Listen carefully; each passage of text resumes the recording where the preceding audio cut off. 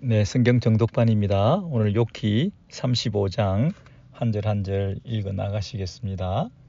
네, 엘리후가 계속해서 이제 욥을 설득하고 있습니다.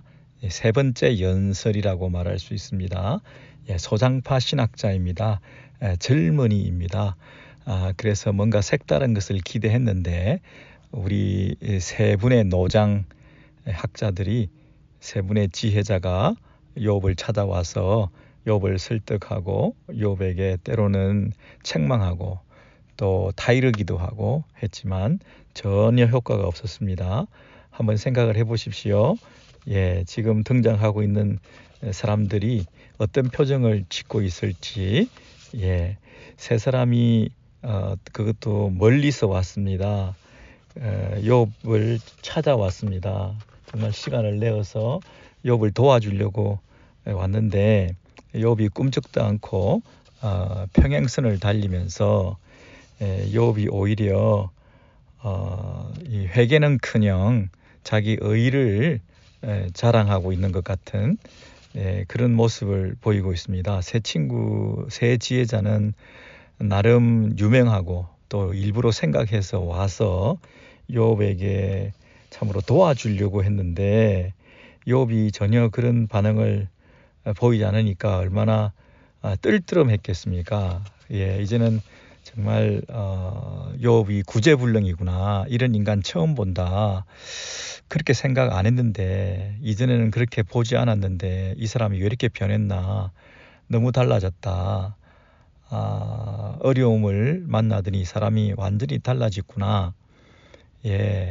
정말 찾아와서 멀리서 볼 때 욥인 줄도 몰라 알아봤잖아요. 너무 여유었다, 너무 아파 보인다, 아니 너무 모든 그 재앙 가운데서 어려운 바닥 체험을 하고 모든 것을 잃어버리고 낙심하고 있는 그 욥을 볼 때 정말 대성통곡을 하고 티끌을 머리에 날리면서 아예 아무 말도 못하고 있었던 그런 시간들을 꼬박 보내다가 간신히 이제 말을 붙여서 이렇게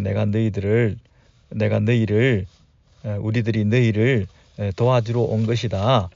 그래서 너의 문제는 이런 것이다. 그렇게 손을 먼저 내밀었는데 세 친구들이 그 세 지혜자들의 말에 대해서 부정적인 그 대꾸를 하고 전혀 그 설득에 먹히지 않는 모습을 바라보고 있던 이 소장 학자가 나이가 적어서 나서지 않고 있다가 이제 드디어 등장해서 이제 얘기를 할 때 그 사람의 등장으로 인해서 세 분의 그 지혜자가 어떤 표정이었겠습니까? 한번 지켜보자, 주목해서 그 얘기를 들어보고 있는 중이겠죠. 그런데 다행히 속으로 좀 안심하게 된 것은 그 새로운 친구 엘리후가 등장해서 하는 말도 큰 차이가 없다는 것입니다. 자기들 세 지혜자가 하는 그 논조와 크게 다르지 않다는 것입니다. 그리고 욥도 반응이 별반 다르지 않았다는 것입니다. 어떤 면에서는 조금 안도했을 수 있을 것입니다. 새로운 젊은 분이 와서 설득력 있게 얘기를 하여 욥이 회개를 바로 했다든지 하면 이 세 지혜자는 입장이 좀 곤란해졌을 텐데, 많은 사람들이 보고 있었을 때 체면이 깎이지 않았겠습니까? 그런 것들도 한번 우리 재밌게 연상해 보시면서 그 현장 속에 어떤 일이 일어나고 있는지 여러분 한번 그 상상도 해 보시면서 욥기 35장을 읽어 나가겠습니다. 35장 엘리후가 다시 말을 이어갔습니다. 이 세 번째 연설이 시작되는 것입니다. 첫 번째, 두 번째 그 엘리후가 말을 했는데 또 한 번 더 하게 되죠. 네 번째까지 하게 되는데 결과적으로 큰 소득도 없이 말만 장황하게 한 셈입니다. 호언장담하며 나섰지만 결과는 그렇게 열매가 있지 않았고 욥을 설득하지 못했고 하나님에 대한 바른 이해와 지식을 가지지 못한 걸로 드러났습니다. 욥도, 욥의 세 친구도, 그리고 마지막에 등장한 엘리후도 인간의 지혜로서는 그들이 아무리 머리를 짜내고 생각을 많이 했지만 하나님을 다 이해할 수 없는 지경이 되었던 거죠. 하나님의 비밀스러운 경륜, 하나님의 역사 경륜, 인간과 세상과 우주 만물을 다스리는 하나님의 뜻, 이런 것들은 우리의 지식의 한계로는 다 알 수가 없다 하는 것이죠. 우리의 신학적인 틀로 이렇게 하나님은 마땅히 이래야 된다 라고 하는 그 틀 안에 하나님이 가두어져 계실 수 있는 분이 아니라는 거죠. 특별히 어떤 그 까닭이 있는 결과, 이유가 있는 원인과 결과의 이런 인과론적인 현상으로 세상 모든 것을 설명하려고 할 때 이것은 잘 맞지 않는다 하는 것이죠.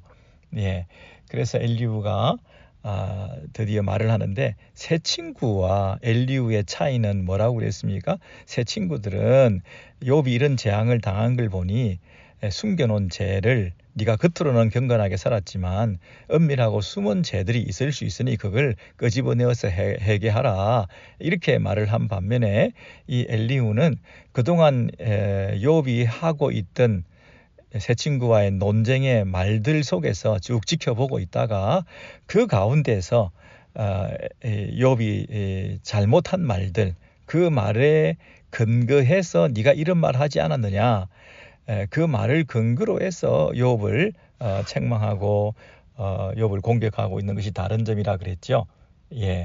그래서 2절에 보시면 그대는 이것을 합당하게 여기느냐, 그대는 그대의 의가 하나님께로부터 왔다는 말이냐. 3절, 그대는 그것이 내게 무슨 소용이 있으며 범죄하지 않은 것이 내게 무슨 유익이 있겠느냐라고 묻지만은, 여기 보세요. 묻지만은 네가 그렇게 계속 주장을 하고 물어보는데, 욥이 했던 말을 가지고 지금 얘기를 하는 겁니다. 다시 2절 보십시오. 그대는 이것을 합당하게 여기느냐, 이걸 합리적이라고 생각하고 옳다고 여기느냐. 욥이 뭘 그동안 이게 옳다라고 자기가 한 말에 대해서 주장한 게 뭐였죠? 그대는 그대의 의가 하나님께로부터 왔다는 말이냐. 욥이 계속 자기가 의롭다는 얘기를 했는데, 그 자기의 의라고 하는 것은 하나님께서도 인정해 주시는 것이다. 하나님으로부터 떳떳한 것이다. 하나님께로부터 왔다라는 얘기는 하나님이 인정하시는 것이다. 이건 하나님으로부터 인정받을 수밖에 없는 것이다. 그러니까 나는 죄를 짓지 않았다. 나는 불경건하지 않았다. 하나님은 아신다. 하나님은 인정해 주실 거다. 이런 뜻이죠. 이 번역이 원래는 개역 한글처럼 이렇게 되어 있습니다. 네가 이것을 합리하게 여기느냐, 네 생각에 네가 하나님보다 어렵다 하여, 네가 너의 의가 하나님의 의보다 더 낫다.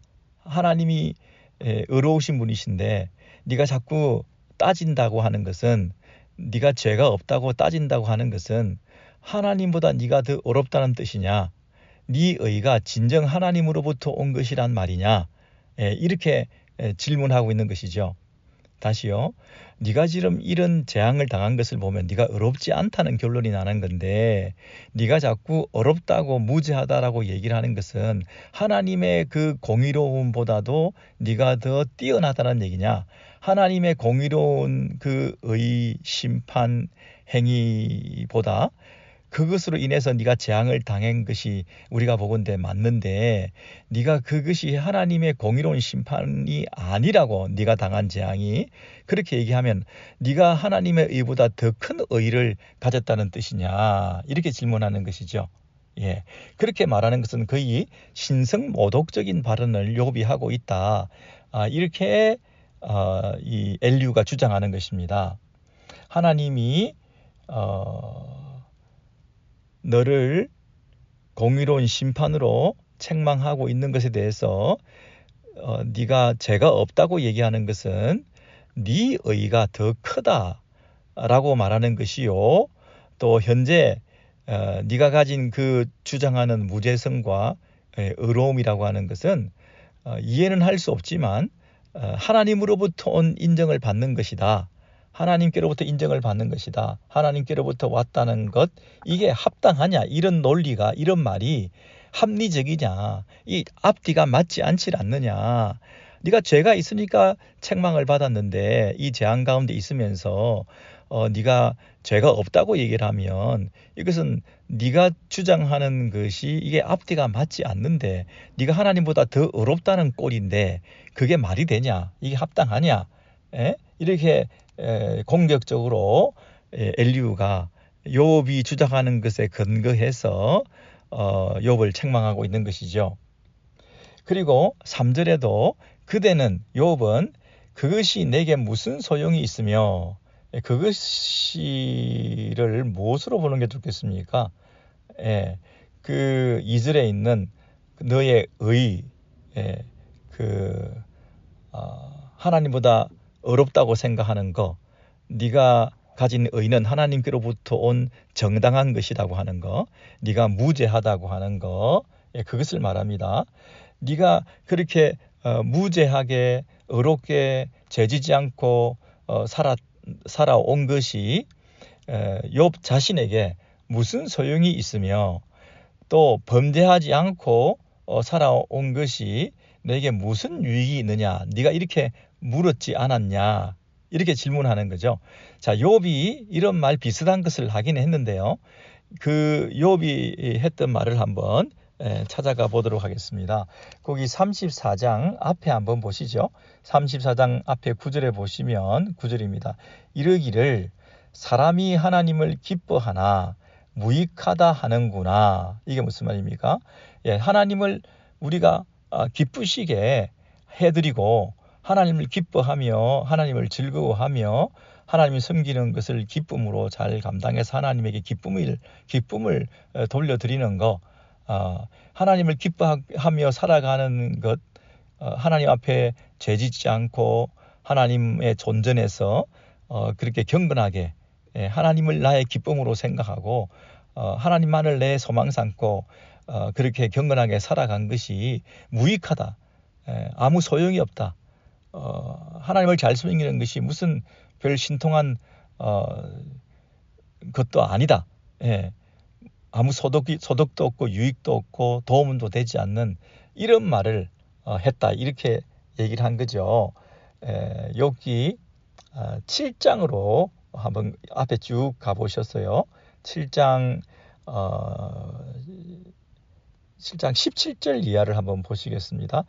7장 앞으로 넘기시죠. 욥기 17장 욥기 7장 17절 이하에 보시면 사람이 무엇이기에 주께서 그를 크게 만드사 그에게 마음을 두시고 사람이 도대체 뭐라고 하나님께서 그 사람에게 자꾸만 마음을 두시면서 아침마다 권징하시고 순간마다 단련하시나이까. 주께서 19절 내게서 눈을 돌이키지 아니하시며 내가 침을 삼킬 동안도 나를 놓지 아니하시기를 어느 때까지 하시리까. 욥이 이렇게 고통을 당하면서 하나님께서 계속해서 이 책망하시고 숨 돌릴 틈도 두지 않으시면서 눈을 떼지 아니하시고 계속 이 내 일거수일투족에 대해서 관심을 가지시고 하시는 그런 일에 대해서 계속 나를 지켜보시는 거. 20절입니다. 사람을 감찰하시는 이여 나를 자꾸 감찰하시고 지켜보시는 거. 내가 범죄하였던들 주께 무슨 해가 되오리까. 여기 보세요. 내가 범죄하였던들 주께 무슨 해가 되오리까. 내가 만약에 이 땅에서 죄를 지었다고 해도 하나님께서 하늘에서 무슨 그게 하나님 앞에 영향을 미치냐는 거예요. 내가 이 개미 같은 한 놈이 이 땅에서 내가 죄를 좀 지은 게 하나님의 그 거룩에 무슨 큰 손상을 입었다고 그러십니까?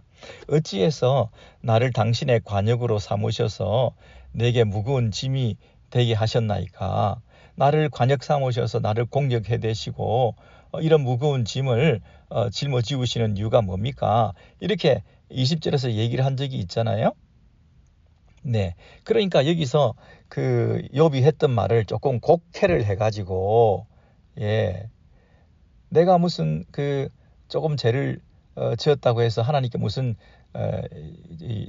해가 되겠습니까? 나 같은 게 뭐 크게 그렇게 영향을 끼쳐서 이렇게 나에게 관역으로 화살을 쏘아대십니까? 이렇게 고통스러운 그 욥의 현재의 그 형편을 하소연하면서 제발 좀 관심을 꺼달라. 왜 이런 계속되는 연속적인 재앙이 나에게 계속 닥치느냐. 이 재앙이 너무 지겹다. 매일매일 순간순간 너무 고통스러운 일이 반복되면서 나를 괴롭히는 그 하나님의 억눌림, 짓눌림 속에서 내가 살 수가 없구나.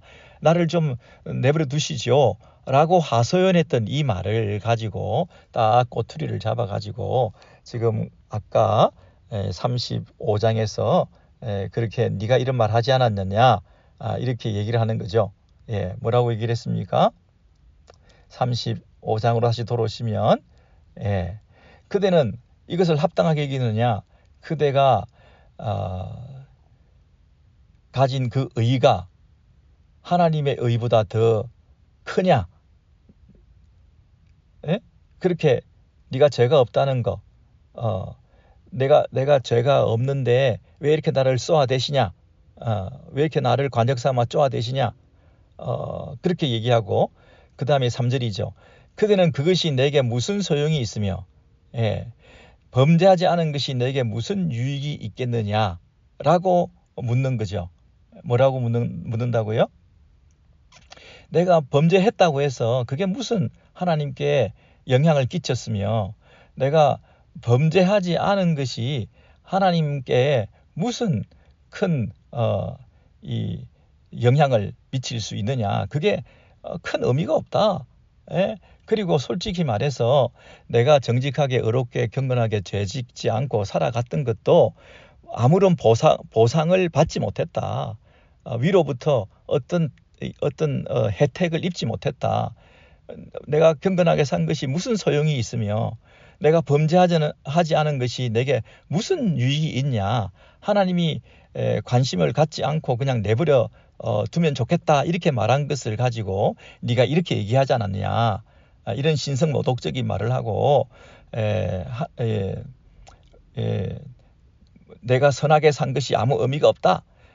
내가 경건하고 범죄하지 않고 사는 것이 내 인생에 무슨 도움이 되냐, 이렇게 얘기를 했다고 그렇게 약간 트위스트 해가지고 욥을 향한 공격의 소재로 지금 삼고 있는 거죠. 예, 투정처럼 말한 것을 신학적인 진술로 옮겨와 가지고 이 양쪽의 말을 잘라내고 네가 그렇게 말하지 않았냐, 이렇게 공격을 해대고 있는 거죠. 그렇지 않습니까? 네.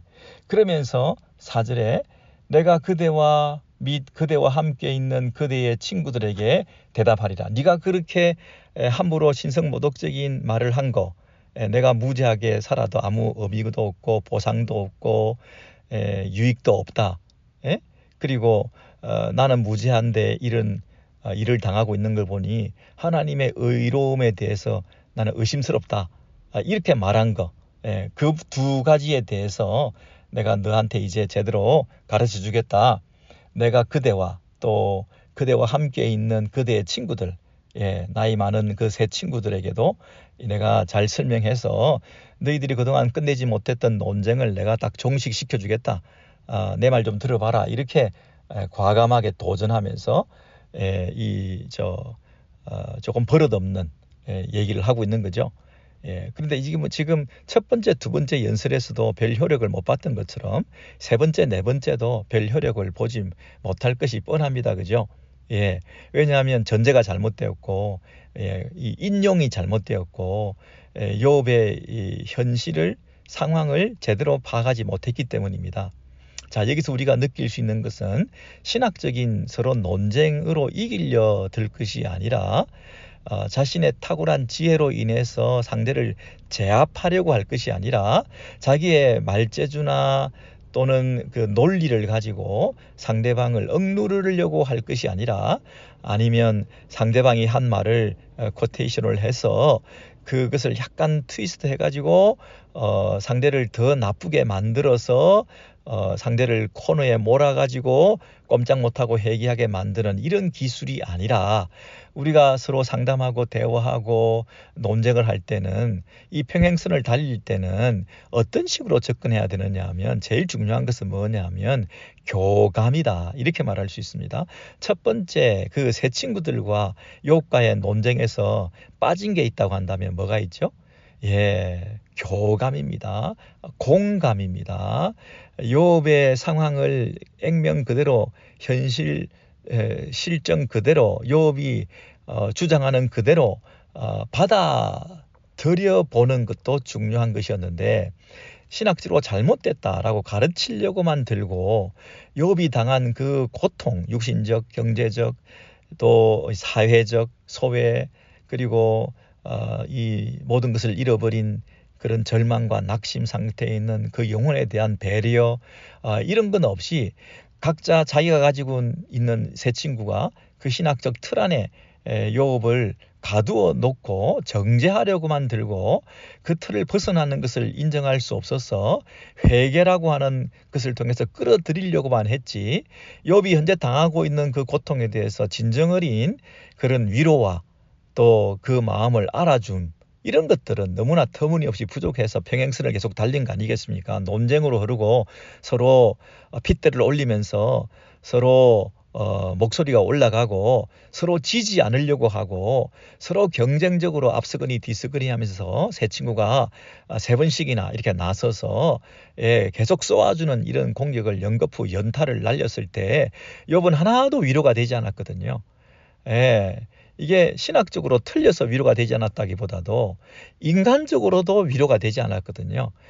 자기가 풀리지 않은 이 부분에 대해서, 하나님에 대한 오해에 대해서 그저 함께 오해하더라도, 함께 이해가 되지 않는다고 하더라도, 함께 손을 잡고 하나님을 향해서 손가락질을 하고 욕을 한다 하더라도 그것이 더 욥에게는 위로가 됐을 텐데, 이 세 친구는 이 하나님을 변호한답시고 자기가 믿는 하나님을 카바하기 위해서 욥을 편들어주지 않는 이런 태도를 취했기 때문에 이 평행선을 계속 달리는 일들이 계속되지 않았습니까? 그렇다면 새로운 친구 이 엘리후가 등장해서 이 문제의 핵심은 잘잘못 시시비비를 조금 옳고 그른 것을, 누가 더 옳고 누가 또 조금 더 옳은가, 누가 좀 틀렸고 누가 좀 더 틀렸는가, 이런 것을 따지기보다는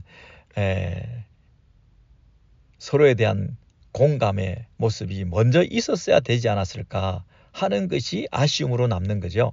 그랬을 때 엘리후가 보인 이 태도는 그나마 더 젊은 것이, 나이도 어린 것이 지금 4절처럼 자신만만하게 그대와 함께 있는 그대의 친구들에게 내가 대답한다, 이렇게 공격적으로 약간 그 청중들을 모멸감을 가지도록 열등한 존재를 상대로 우울한 내가 한번 가르쳐 주겠다는 이런 태도로 접근했다는 것이, 그렇게 이 세 번째 연설도 성공하지 못할 것 같아 하는 것을 미리 짐작하게 되는 거죠. 대화는 설득은 논리로 하는 것이 아니라 그의 마음 알아주는 일을 통해서 하나씩 풀어나가는 과정이 더 필요하다, 이런 생각이 들죠. 그래서 4절을 보면 자신만만했지만 우리가 배울 점은 아니다, 이렇게 말하는 것입니다.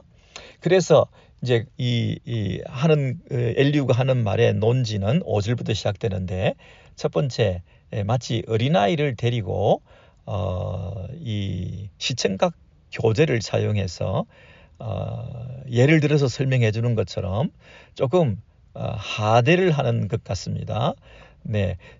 이 적절한 예화를 사용하는 것은 티칭에 있어서 굉장히 큰 도움이지만 상대로 하여금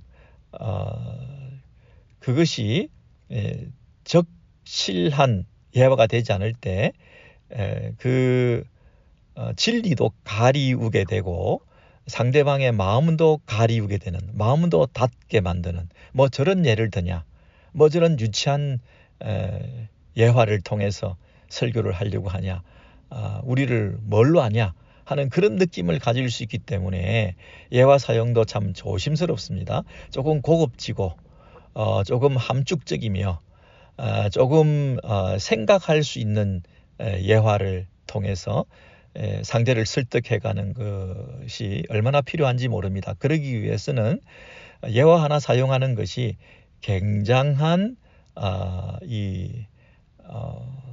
시간을 필요로 합니다. 쉬운 예화, 아주 얕은 예화, 단세포적인 이런 예화는 얼마든지 널려 있지만 이 진리를 깊이 드러내기 위해서는 예화를 하나 찾아내는 것도 굉장히 큰 이 수고로움이 뒤따른다 이렇게 말할 수 있는데, 이 엘리후가 보인 첫 번째 예화는 조금 너무 심플하고 좀 함정이 많고 허점이 많은 그런 예화라고도 말할 수 있습니다. 그러나 그 예화의 모습을 일단 한번 보시겠습니다. 그대는 하늘을 우러러 봐라. 좀 도전적이죠. 하늘 좀 봐라. 저 높은 곳을 좀 봐라. 이런 얘기죠.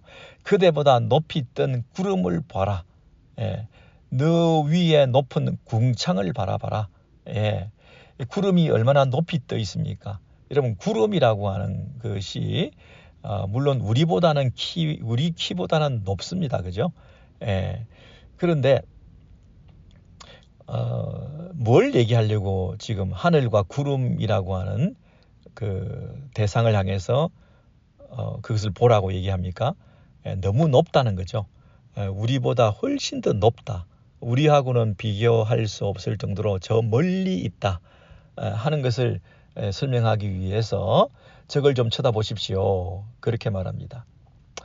6절입니다. 그대가 범죄한들 하나님께 무슨 영향이 있겠으며 그대의 악행이, 그대의 죄악이, 악행이나 죄악이라고 하는 것은 선을 넘는 것입니다. 관역을 빗나가는 것입니다.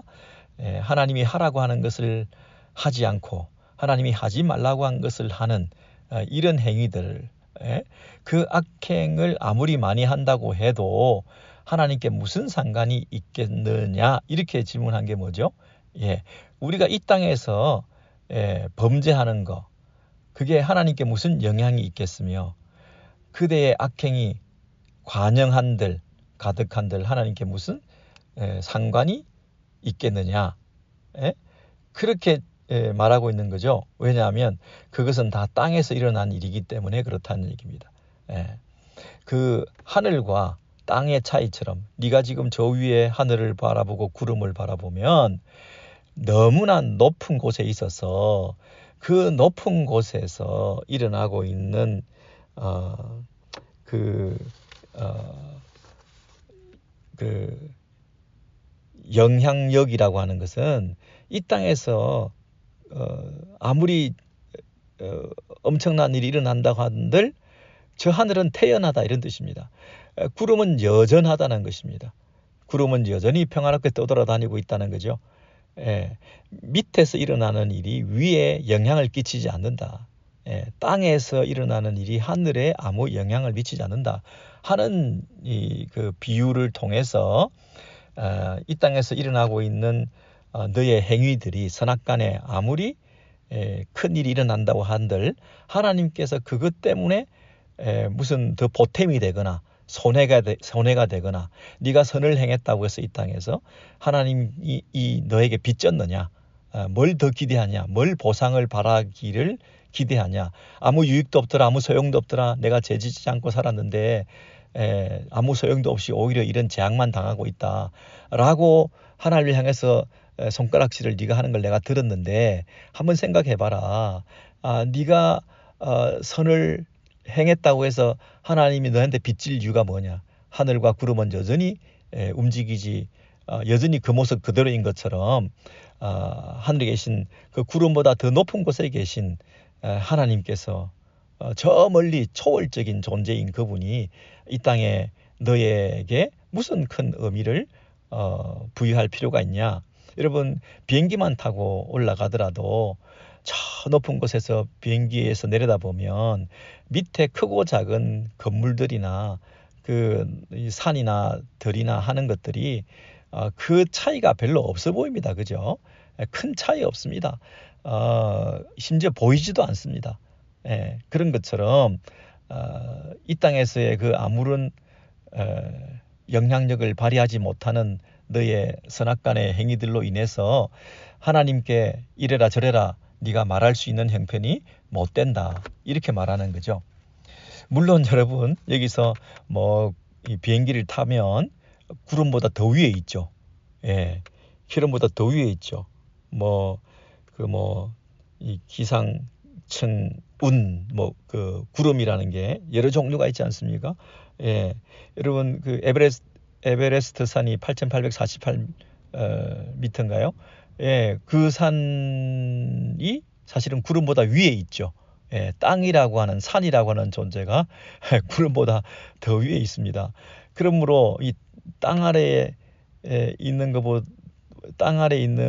것이 하늘 위에 그 엄청난 공간적 차이로 인하여 이 하나님과 우리 사이에 그 관계를 설명하는 것이 좀 부적절하고 너무 유아틱한 이런 예화를 들었지만 그 의도는 아시겠죠?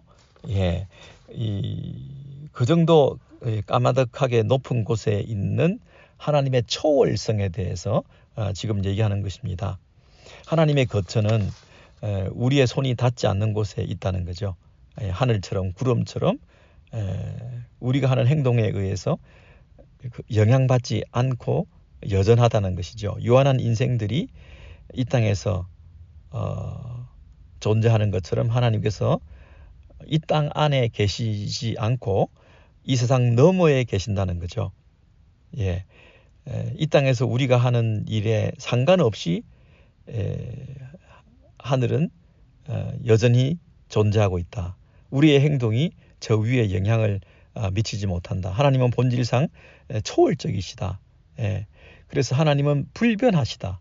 하나님은 초월성을 가지고 하나님은 불변성을 가지고 여전하시고 여일하시고 그리고 하나님은 불변성을 가지고 초월적인 존재이시기 때문에 하나님은 의존적이지 않다. 하나님은 자존성을 가지고 계신다. 자존성, 초월성, 불변성 이런 것들은 비슷한 이 표현들이죠. 그래서 이 자존성과 초월성과 불변성을 가진 하나님께서 이 땅에서 우리의 행동과 선악의 여부에 따라서 하나님께서 영향을 받으시고 적극적인 응답을 하지 않았다고 하는 것에 대해서 불평하지 말라 이런 뜻이죠. 7절입니다. 그대가 어려운들 하나님께 무엇을 드리겠으며 그가 그대의 손에서 무엇을 받으시겠느냐. 어려운들 정직하게 죄 없이 네가 살았다고 해서 그게 하나님께 무슨 덕이 되겠냐. 하나님께 무슨 보탬이 되겠냐. 그리고 하나님께서 우리로 인해서 뭘 더 받으실 게 있겠냐. 보탬이 되겠냐. 하나님이 너한테 받을 게 있겠냐. 없다는 거죠. 아무 상관이 없다는 거죠. 9절입니다. 그대의 악은 하나님과는 상관이 없지만 8절은 사람들과의 관계에서 상관이 있을 뿐이다. 이 얘기를 합니다. 그대의 악은 그대와 같은 사람에게나 있는 것이요. 그대의 공의는 어떤 인생에게도 있느니라. 번역이 조금 애매한데요. 너의 악은 너와 같은 사람에게나 그 영향을 미치고 해롭게 그 악이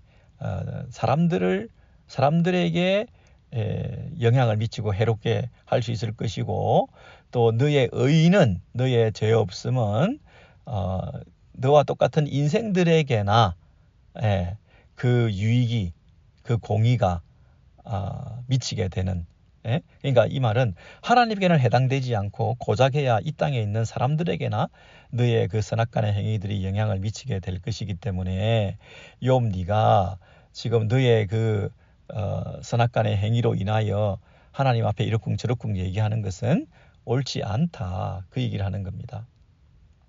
자, 8절까지 그 욥에게 얘기한 게 무슨 뜻입니까? 무슨 뜻입니까?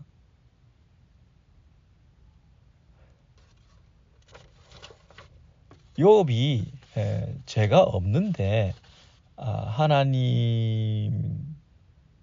이런 재앙을 내리셨다. 이런 재앙을 내리신 것은 이해할 수가 없다. 하나님께서 복을 주시지는 못할 망정, 보상을 해주시지는 못할 망정, 어떻게 나한테 이런 재앙을 내리시냐. 나의 경건함과 무죄함에 대해서 하나님 앞에 항변하면서 하나님께서 나에게 경건하게 살아도 아무 소용도 없게 느껴지게 만드신 것에 대해서 이제 불평을 했을 때 엘리후라는 사람은 뭘 얘기하는 거죠? 네가 그런 거 요청할 형편이 못 된다는 거죠. 왜냐하면 하나님은 초월적인 분이시라 네가 여기서 아무리 선을 행했다고 한들 하나님에게 네가 받을 것이 있다고 생각하는 것 자체가 잘못된 질문이라는 거죠. 네가 설사 엄청난 죄를 지었다고 한들 그것이 하나님께서 어떤 그 부담을 느끼시고 손해를 입힘을 당해서 너희들에게 너에게 적극적으로 심판하시고 그러실 분이 아니라는 거죠. 그렇죠? 그런데 이제 9절부터는 뭘 얘기하느냐 하면 그 응답 없음에 대해서 하나님께서 대답하지 않으신다, 침묵하신다, 무관심하신다 하는 부분에 대해서 조금 더 예를 들어서 또 설명하는데 어떤 대화를 들으냐면 9절입니다. 사람은 학대가 많음으로 부르짖으며 군주들의 힘에 눌려 소리치나. 이게 무슨 말입니까? 이 땅에서 사람들끼리 어떤 그 고통을 당하는 일이 있죠. 정치적인 억압을 당하거나 경제적인 착취를 당하거나 사회적인 이런 노예 신분에서 차별을 당하거나 이런 눌림이 있을 때 이런 학대를 당할 때 그 사람들은 상대방에 대해서 부르짖죠. 외칩니다. 부르짖음이 있습니다. 소리침이 있습니다. 군주들의 힘에 눌려 소리치나 살려달라, 나를 해방시켜달라, 나를 구원해달라, 도와주세요 하고 도움을 요청하나 구원을 요청하고 부르짖고 울부짖으나 그 말이죠. 사람이 자기가 고통을 당할 때는 이렇게 부르짖기를 하는데 10절입니다. 나를 지으신 하나님은 어디 계시냐고 하며 밤에 노래를 주시는 자가 어디 계시냐고 말하는 자가 없구나. 자, 9절과 10절을 연결해 보십시오. 사람이 학대를 당하면 부르짖는다는 거죠. 살려달라고. 그런데 사람 그 부르짖음, 그 학대를 당할 때 살려달라고 부르짖기는 하면서 이 말이죠. 권력자가 자기를 억압할 때 더 큰 권력을 향해서 내가 힘들 때 나를 도와달라고 그 손을 뻗어서 그 구원을 요청하고 외마디 비명을 지르며 그 고통을 호소하기는 하는데 어떻게 창조주에 대한 그런 감각은 없냐. 하나님에 대해서는 왜 그렇게 찾아 나서질 않냐. 나를 지으신 하나님은 어디 계시냐. 이렇게 말하는 자가 없다. 자, 다시요. 10절 하반절에 보시면 나를 지으신 하나님은 창조주시죠. 어디 계시냐 이 말은 그분이 어디 계시냐는 장소적인 정보를 물어보는 것이 아니라 하나님이 도대체 어디 계시냐라는 영적인 갈망을 얘기하는 거죠. 나를 지으신 하나님은 어디 계시냐? 예? 그 하나님 어디 계시냐? 어느 장소에 있느냐가 아니라 그분이 도대체 어디에 계시는지, 살아계신다면 왜 침묵하고 대답하지 아니하시는지, 그렇게 좀 하나님을 간절히 찾는 사람들이 왜 없냐 이 말이죠. 밤에 노래를 주시는 자가 어디 계시냐라고 말하는 자가 없다. 이런 밤에 노래를 주시는 자, 이 말은 무슨 뜻일까요? 밤이라고 하는 것은 어두움이고 고통입니다. 이 고통의 어두운 밤의 터널을 지나면서 노래가 있다 하는 얘기는 기쁨을 회복시켜 주신다. 너에게 다시 한번 살 소망을 주신다. 절망 가운데 소망을 주시고 밤의 노래를, 나에게 새로운 힘을 공급해 주시는 이 구원의 하나님, 나를 절망의 구렁텅이에서 나를 건져주시는 분은 어디 계시냐. 10절 상반절은 나의 창조주는 어디 계시냐. 그리고 10절 하반절은 나의 구원자는 어디 계시냐. 나를 지으신 이가 어디 계시냐. 나를 도우실 분이 어디 계시냐. 이 두 마디, 이 하나님에 대한 외침, 이것이 인간의 실존적인 가장 궁극적인 질문이고 해답인 거죠. 자, 나의 존재는 어디서부터 왔습니까? 나를 지으신 분이 어디에 계십니까? 나의 창조주에 대한 예민한 여러분의 그 민감한 그 신의식을 가지고 있습니까? 결정적인 순간마다 나의 기원과 존재가 어디로부터 있게 된 것에 대한 확신을 가지고 나를 지으시니가 하나님 하고 이 노래를 부를 수 있는 그 노래가 밤에 회복되십니까? 밤에 노래를 주시는 자가 어디 계시냐? 이 노래라고 하는 것은 히브리어로 힘이라고 하는 뜻도 같이 있습니다. 노래라는 말과 힘이라는 말이 비슷한 그런 용례를 가지고 있습니다. 그래서 그 악기를 이렇게 손가락으로 튕기는 거 있죠.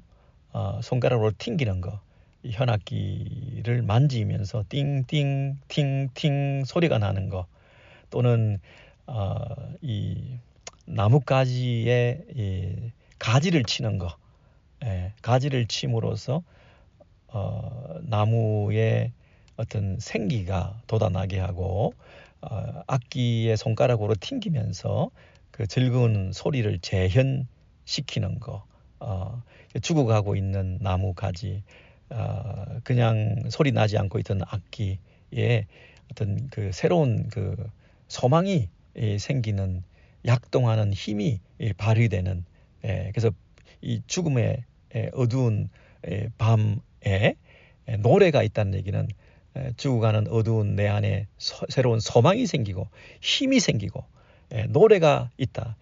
다시 힘이 나야 노래할 수 있고 노래해야 힘이 생길 수 있고, 그래서 이런 찬송의 위력이라는 걸 우리가 느낄 수 있죠. 옥문이 열리는 찬송의 위력을 우리가 경험하는 거죠.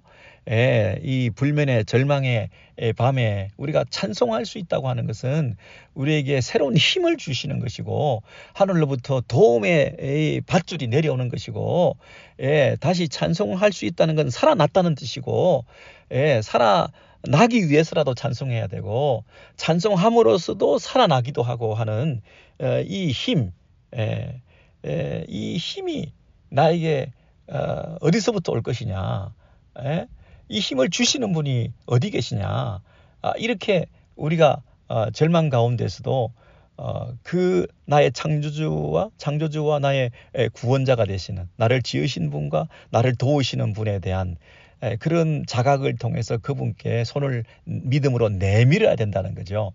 이 진정한 믿음의 손뻗침, 이 진정한 이 하늘로부터의 소망의 새 힘을 근거로 일어나는 이 진정한 신자의 모습, 이런 것이 잘 없다는 거예요. 이 세상에는 그냥 외침만 있고 부르짖음만 있고 진정한 믿음이 없다는 거예요. 이 세상에서 억울한 일을 당했을 때 사람에게 학대가 많으므로 죽겠다고 부르짖는, 못 살겠다라고 부르짖는 이런 아우성들은 많이 있지만 하나님을 찾는 자가 없다는 거예요. 이 문제의 근본 원인인 세상의 그 모든 문제의 해결자이신 그분을 찾지 않는다는 거예요. 이 창조 세계에서 이 사람만이 그것을 하나님에 대한 인지 능력을 가지고 영적 감각을 가지고 하나님을 더 찾아 나서는데 본이 돼야 될 텐데 11절입니다. 땅의 짐승들보다도 우리를 더욱 가르치시고 하늘의 새들보다도 우리를 더욱 지혜롭게 하시는 이가 어디 계시냐 말하는 이도 없구나. 그게 뭡니까? 이 땅의 짐승들도 외치죠. 부르짖죠. 어르렁거리죠. 소리내죠. 새들도 지저귀죠. 새들이 그 노래하는 소리가 아니라 우는 소리라고 말하는 사람도 있죠. 새들의 소리가 우는 소리든 웃는 소리든 새들이 소리 내어서 이 외치는 소리가 들리죠. 짐승들도 소리를 내죠. 그런데 그 짐승들이 내는 그 부르짖음, 그 외침, 그 새들의 소리, 이런 것하고 우리의 그 부르짖음이, 고통을 당해서 부르짖음이 짐승과 같은 울부짖음으로 끝났어도 되겠느냐 이 말이죠.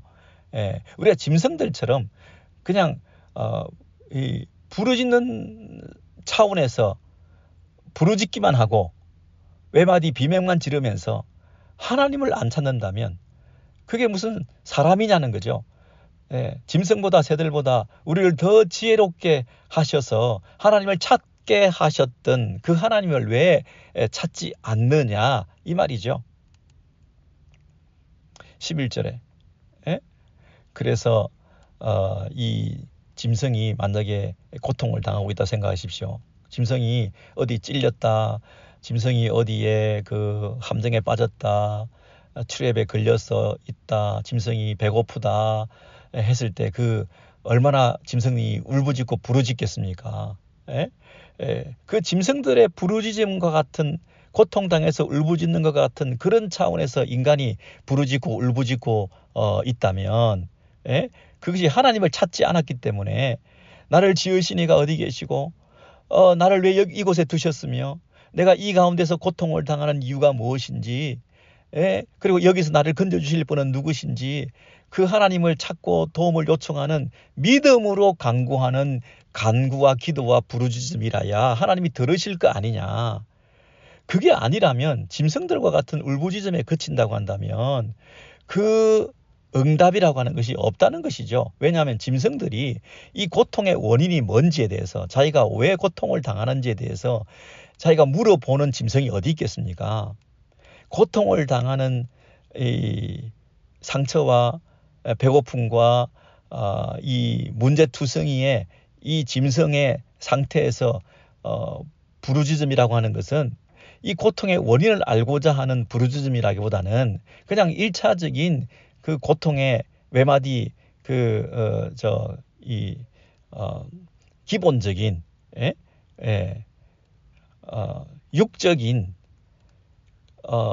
그냥 감각적인 이런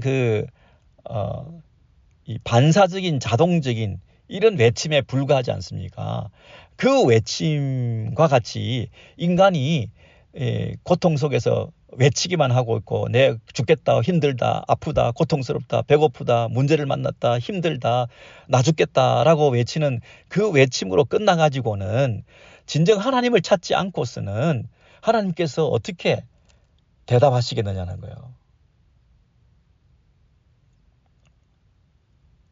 그것이 12절이죠.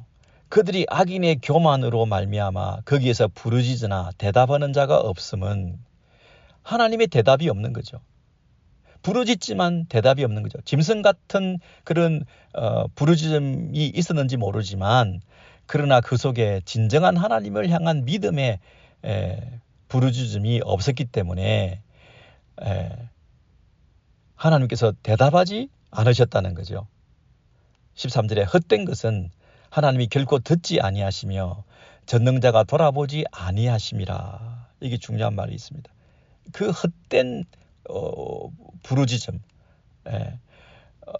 짐승과 같은 믿음 없는 외침은 소리는 컸을지 모르지만 하나님에 대한 진정한 믿음의 간구가 아니었기 때문에 의인의 간구가 역사하는 힘이 많은 그런 의로운 하나님과의 관계 속에서 하나님을 향한 간절한 기도를 그 고통 가운데서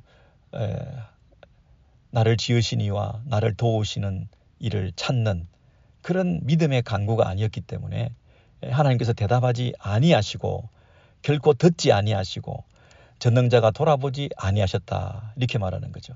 창조주, 구원자, 전능하신 분, 이 하나님에 대한 묘사를 하면서 신적인 성품, 신의 그 초월적인 성격, 전능하신 하나님의 그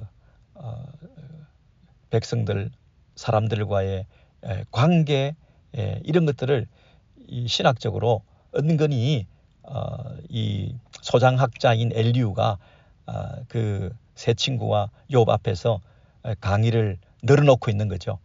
자기 논리를 전개하는 거죠.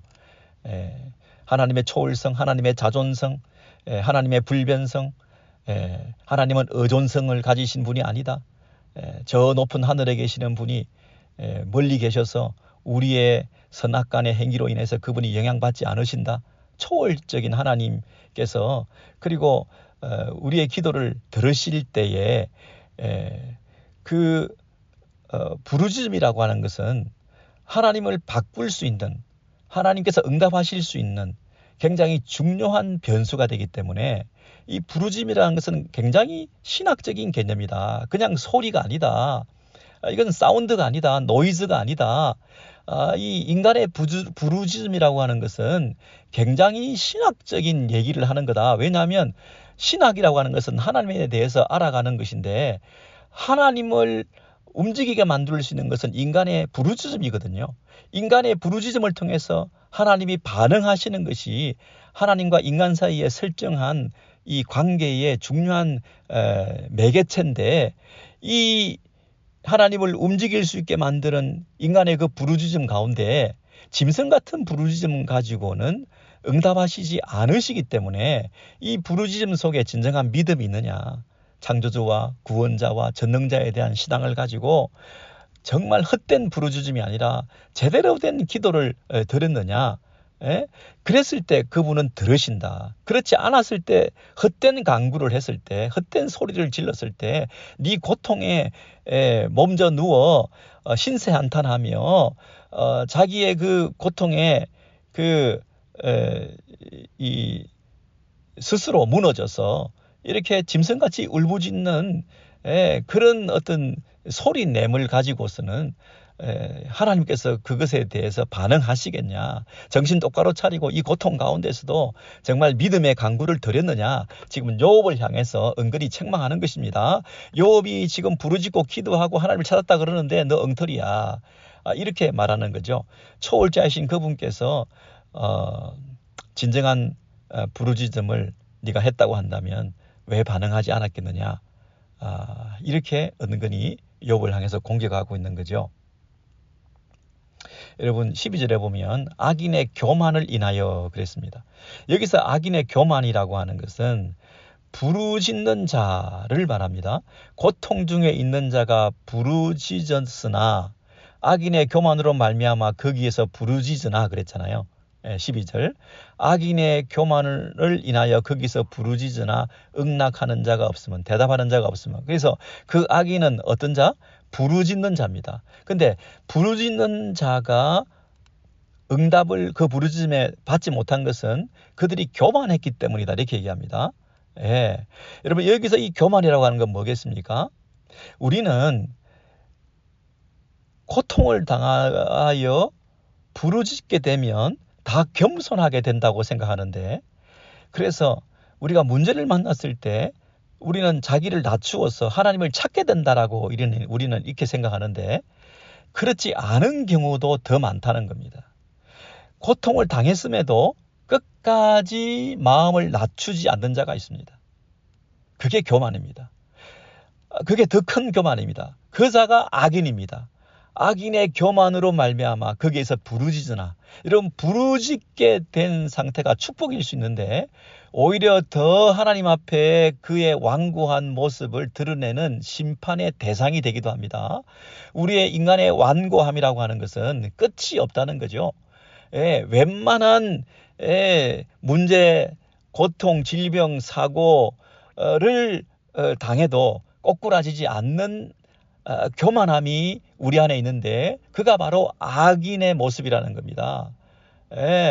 그래서 여러분 한 번 어려운 일을 당해서 바로 꼬꾸라지는 사람이 있을 수도 있지만 대개는 두 번, 세 번 연거푸 설마 우연히 이런 핑계를 대며 가고 있다가 더 많이 맞고 더 많이 얻어터지고 돌아오는 사람들이 우리가 꽤 많이 있는데 그래서 자기가 자기 매를 버는 거죠. 안타까운 가운데서 우리가 지켜보지만 정말 기도하고 지켜보고 중보하며 하나님의 때를 기다리고 있는 그런 면이 우리에게 분명히 있긴 하지만 그러나 그들이 악하다고 하는 거, 그 마음의 상태가 나이스하고 뭐 굉장히 그 사회성이 있고 또 뭐 개인적인 친분이 있고 뭐 사회적으로 덕망이 있고 많이 배웠고 또 많이 공부했을 뿐만 아니라 가진 것도 많고 여유롭기도 하고 또 다른 사람에게 많이 베풀기도 하고 내가 덕을 보기도 하고 이런 관계를 우리가 유지하면서 그렇게 지나고 있지만 그의 교만함에 대해서 우리가 영적인 눈을 뜰 수 있어야 됩니다. 문제를 만나고 사고를 만나고 질병을 만난다고 해서 다 사람이 겸손해지는 거 아니다는 것이죠. 그래서 그 겸손해지는 것도 은혜라는 거죠. 내가 문제를 만난 것도 감사한 일이고 그 문제를 만나서 내가 자신의 마음을 낮추고 하나님께로 손을 내민 것도 내가 한 게 아니라는 거죠. 대개의 경우는 더 교만해질 가능성이 많습니다. 대개의 경우는 문제를 만났다고 해서 바로 꼬꾸라지지 않습니다. 문제를 만났다고 해서 그런 신용을 한번 하고 한번 하나님께로 이렇게 시선을 두었지만 지속적으로 그 시선을 하나님께로 고정하는 일은 없습니다. 번번이 돌이키고 자기를 향하고 세상을 향하고 그래서 그 마음속에 진실된 회개의 영이 임하게 되고 마음을 낮춰서 겸비하게 엎드려 자신의 잘못을 돌아보게 하고 하나님을 찾게 만들어지는 것은 내가 착하기 때문이 아니고 하나님의 은혜로 내가 겸손하게 된 것이죠. 그래서 자랑할 게 없죠. 그래서 악인의 교만을 인하여 거기서 부르짖으나 대답하는 자가 없으면 이 12절의 의미를 우리가 잘 새기셔서 정말 우리가 뭘 기도해야 될지에 대해서 또 내가 받은 이 현재의 이 위치에 대해서 얼마나 감사한 것인지 또 고백하며 하나님 앞에 영광을 돌려드리는 거죠. 뭐 하나 감사하지 않을 게 없습니다. 그죠? 모든 것이 감사하다. 그리고 그 누군가를 향해서 우리가 정죄의 화살을 쏘아야 될 것이 아니고 하나님께서 역사하시고 작업하실 수 있도록 우리가 기도해야 되지만 그러나 현재의 어떤 그 인간들 사이의 관계성의 유지 차원에서 그들이 하나님과의 관계에 있어서 문제가 점점 더 멀어진다고 하는 것은 오히려 우리의 관계가 공고해짐을 통해서 우리의 관계가 긴밀해짐을 통해서 그들이 하나님과의 관계는 더 멀어지고 있다고 하는 내가 공범과 같은 역할을 할 수 있다고 하는 부분에 대해서 우리가 정신을 차려야 되는 거죠. 그들은 악인일 뿐이고요. 그들의 현재 상태는 교만 그 자체 뿐이기 때문에 그렇습니다.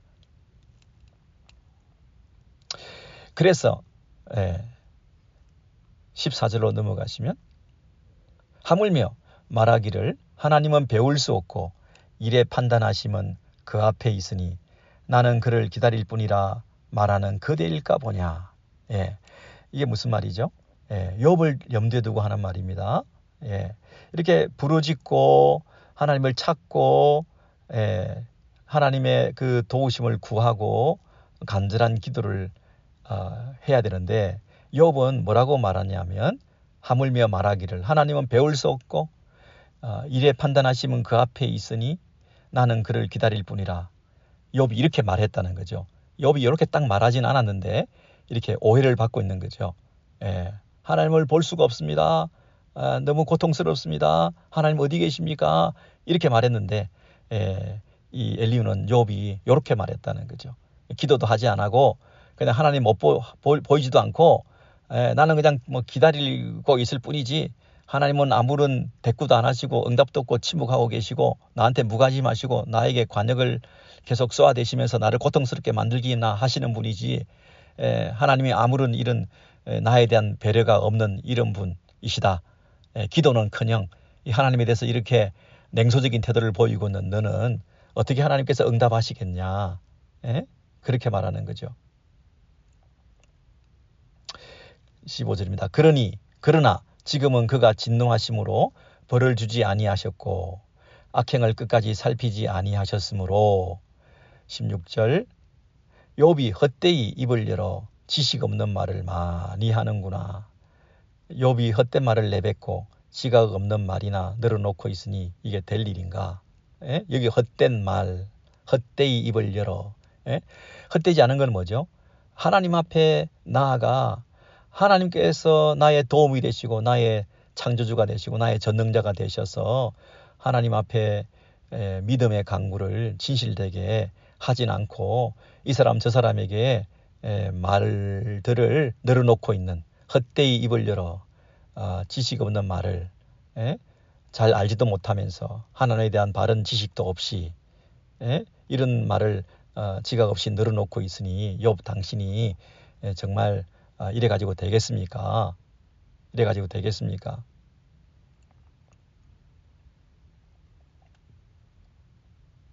이렇게 말하면서 15절 그러나 지금은 그가 진노하심으로 벌을 주지 아니하셨고 악행을 끝까지 살피지 아니하셨으므로 그 14절과 연결되어 있는 거죠. 그 하나님의 그 진노가 없이 벌하지도 아니하시고 그 악행을 끝까지 살피지도 아니하시고 이렇게 내버려 두시는 이런 상태에 있으니 그저 기다리기나 하고 지켜나 봐야지 이런 그 하나님에 대해서 철저한 믿음을 가지지 못하고 그냥 냉소적인 태도를 가지고 있는 욥이 이런 말 저런 말 늘어놓고 있는 것에 대해서 책망하고 있는 것이죠. 여러분 이 엘리후가 욥에 대해서 한 말 틀린 말이 하나도 없죠. 하나님에 대해서 다 바른 얘기를 하긴 했지만 그러나 그것이 욥에게 하나도 위로가 되지 않고 있습니다. 욥의 그 형편을 공감해 주기는커녕 욥을 향해서 계속 말을 왜곡하고 그 말꼬리를 잡으면서 욥이 했던 말을 조금 틀어가지고 더 코너에 몰아넣어서 신성모독적인 얘기를 했다고 하나님에 대한 이해가 부족하다고 지혜가 없다고 하나님을 잘못 알고 있다고 하나님은 이러이러한 신학적인 이러이러한 분인데 초월적인 하나님이신데 하나님은 어렵게 심판하시는 분이신데 하나님은 진정 어린 기도에 들어주시는 분이신데 네가 그 하나님에 대해서 잘 알지도 못하면서 하나님을 향해서 원망하고 있구나. 하나님께서 최고의 능력을 하늘로부터 저 멀리 초월적인 전능하신 분으로서 모든 것을 다 감찰하시고 알고 계시는데 그 하나님께서 응답하지 아니하시겠냐. 하나님의 무응답이라고 하는 것은 하나님의 문제가 아니라 욥 너의 문제다. 너의 교만이다. 진정 어린 기도를 드리지 않았기 때문이다. 이렇게 몰아세우고 있는 거죠. 여러분 우리가 어떤 어려운 일을 당한 사람들에게 제대로 기도했냐, 정말 기도했냐, 이렇게 말할 때가 있습니다. 기도가 부족하다. 다 기도가 부족하다. 네가 아픈 것은, 너 가정이 그렇게 된 것은, 네 자녀들이 문제를 만난 것은, 네가 목회에 성공하지 못한 것은, 네가 선교사에게서 열매가 없는 것은 다 기도 부족이다. 기도만 하면 된다. 기도를 한다고 흉내만 냈지 진정 어린 기도를 안 한 것이야. 진짜 믿음으로 기도했냐. 너의 믿음 이번에 한번 점검해 보렴. 진실된 기도가 아니었기 때문에 껍데기만 기도하고 기도에 신용만 내고 기도한다고 해놓고 기도하지 않았던 너의 그 잘못을 회개하라. 다시 기도를 회복하면 하나님께서 너와 함께 하실 것이다. 우리가 이런 충고를 하기가 쉬운데요. 그것도 바른 충고일 수 있죠. 바른 충고일 수 있고 기도를 독려하고 기도의 중요성에 대해서 얘기하고 기도하면 응답하시는 하나님에 대해서 가르쳐주고 하는 것이 틀린 게 아니죠. 그럼에도 불구하고 이 진정한 위로가 되지 못한 이유가 어디 있을까요? 공감과 교감 이전에 가르치려고 들고 어떤 신학적인 하나님에 대한 이해를 자신만이 가지고 있는 것이냐, 상대방을 무시하는 태도. 내가 하나님 편을 들다. 하나님에 대해서 내가 알고 있는 그 하나님을 내가 변호하고 싶다. 하나님 이런 분이신데 이런 하나님 앞에서 네가 왜 이렇게 했냐. 하나님은 잘못이 없다. 하나님은 잘못이 없다. 네가 잘못이다. 이런 태도. 이것이 오히려 욥을 더 힘들게 만들었다는 것이죠. 여러분 우리는 하나님을 변호해야 됩니다. 그죠? 하나님을 변정해야 됩니다. 그렇죠? 그럼에도 불구하고 진정한 위로는 어디서부터 출발해야 될지에 대해서 우리가 많은 생각을 하게 됩니다.